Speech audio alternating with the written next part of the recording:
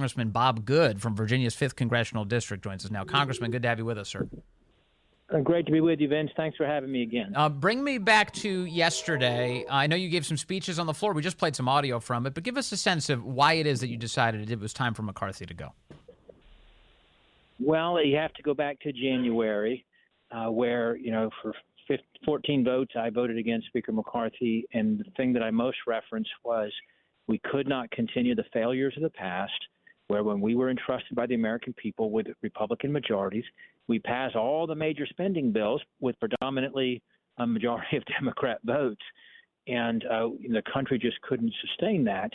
And unfortunately, that's what we did with the debt ceiling, I'll say negotiation to use that term loosely, the debt ceiling capitulation, where we haven't agreed to an unconditional or unlimited increase of the debt ceiling through January 25, as much as we can come together and spend, which Congress is wonderful about spending other people's money. It'll take us to 36 trillion easily by January 25.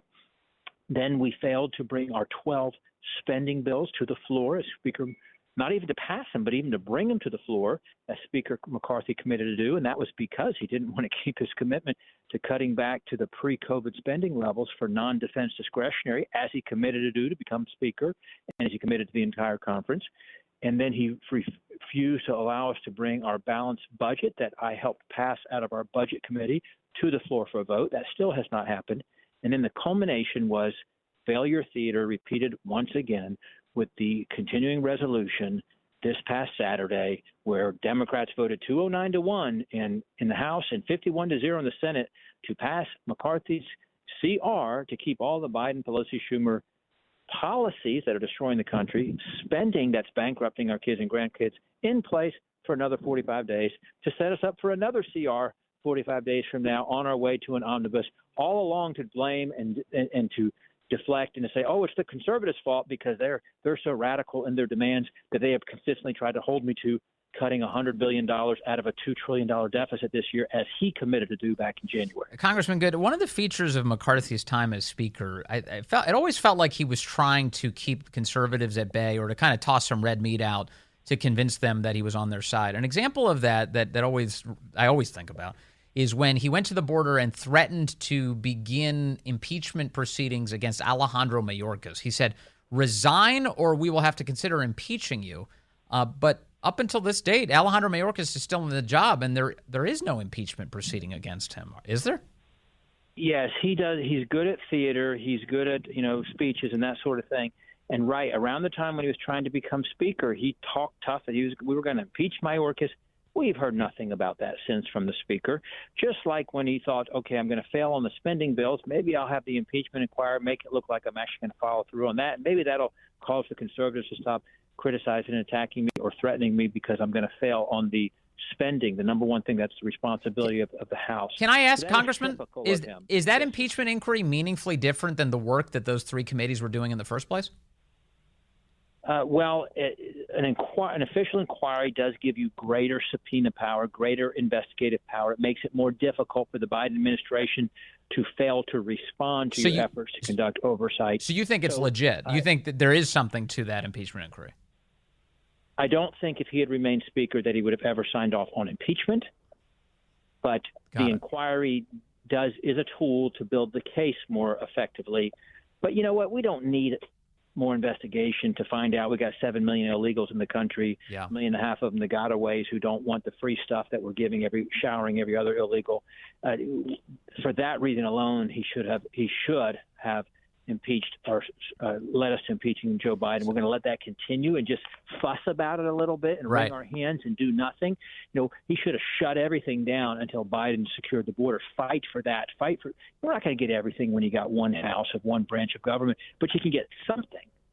Yes. You get something. And it's just unsustainable to continue the track that we were on. So Matt Gaetz had indicated ahead of this vote that he would be open to supporting Steve Scalise, potentially. He hasn't committed firmly to anybody, but among the people who have thrown their hat into the ring to become Speaker are Steve Scalise and Jim Jordan.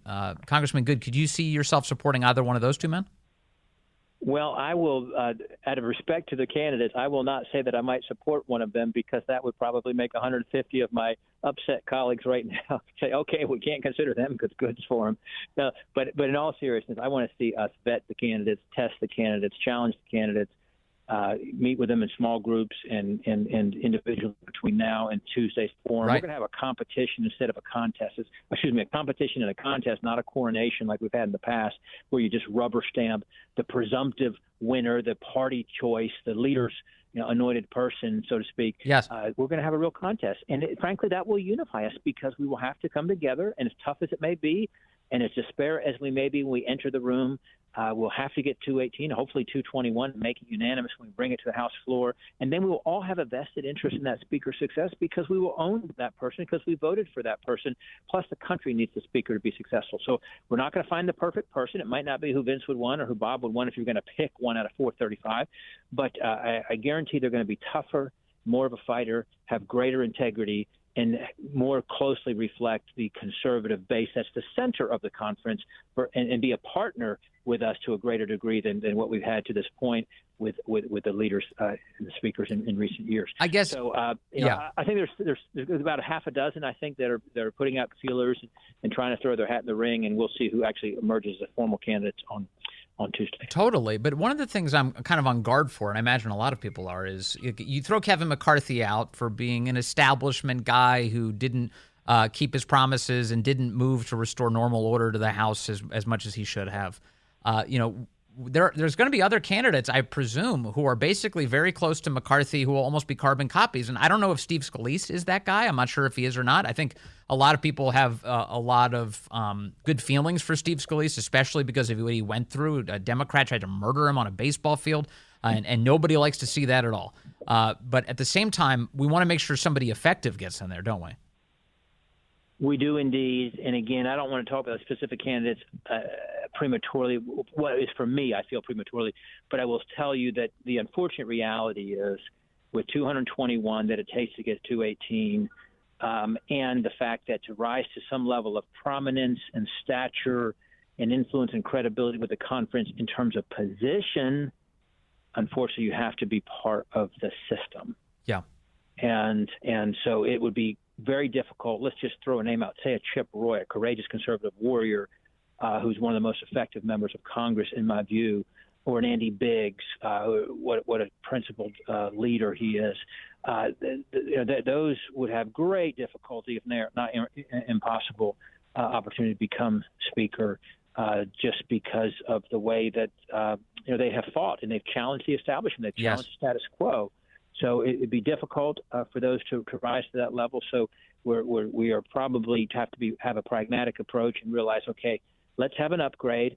At least that person will know they wouldn't be Speaker if it weren't for individuals who went to the mat to force a change. Yep. And they know that hopefully we'd never have to do this again. Hopefully never have to do it again.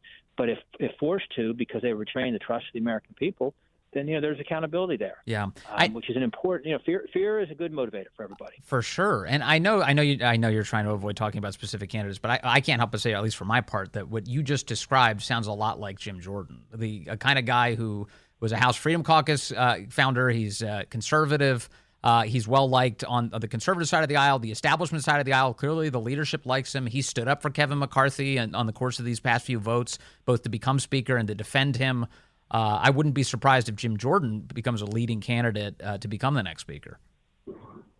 Well, without discussion, you've named two individuals who obviously get a close look for a lot of people. Right. Leader Scalise, because he's the number two, of course, and Mr. Jordan for the reasons that you outlined. I'm sure they will consideration from a lot of people. Let me. Were you surprised yesterday that Kevin McCarthy announced last night that he would take his name out of the running? Was that a surprise to you? I didn't know. It was somewhat of a surprise just because, this is the one thing that he has fought for. And the one thing where he's refused, at least back in January, to give up on. And so it was clear to me after when I went into a meeting with a larger number of members that they were united that, hey, it was over for him. It was going to be a much, much, much larger number than anything close to 8, much, much larger, and I believe well into the dozens and dozens. So I don't know if he heard that, recognized that, was told that, or if he just didn't want to go through it, or if he just realized, hey, the 8 are rock solid. There's nothing I can do to change them, and there wouldn't have been anything. So I don't know what the reason was. I was glad that he did, just for the sake of the conference and for the country to move forward, and not to have to go through that. And so I appreciate that he did. I appreciate and respect that he's worked very hard to get where he is. I mean, there's no question. I don't think anybody ever would begrudge him that he hasn't done that. We just had disagreements on policies and strategies and the best way to get there for the country. Did you think it was odd that he claimed last night that he thought he would survive because he would have Nancy Pelosi's support? Pelosi had told him that they could lower the motion to vacate to 1 vote just fine. Go ahead and do that, she said. In order to placate the conservatives who were trying to force him to make that concession. She said, if it comes to that, I'll be there to support you. And boy, was she not there to support him yesterday. Yeah, I hadn't, of course, heard anything about that until hearing it on a news report today, and I'll just say that was interesting. Yeah, it's wild. Well, McCarthy's letting her have it now because they took away her office. They evicted her and Steny Hoyer. One either till then, and they ought to be treated like every other member, and not. Maybe they should retire by now in their 80s, but they certainly shouldn't be getting special privileges or treatment. They ought to be like any other member who holds whatever position they do or don't hold. So, amen. I got to step into a meeting, Vince. It's so good to be with you, and I appreciate your support and encouragement. I appreciate you being in the fight. Congressman Bob Good, thank you very much. I really appreciate your time today.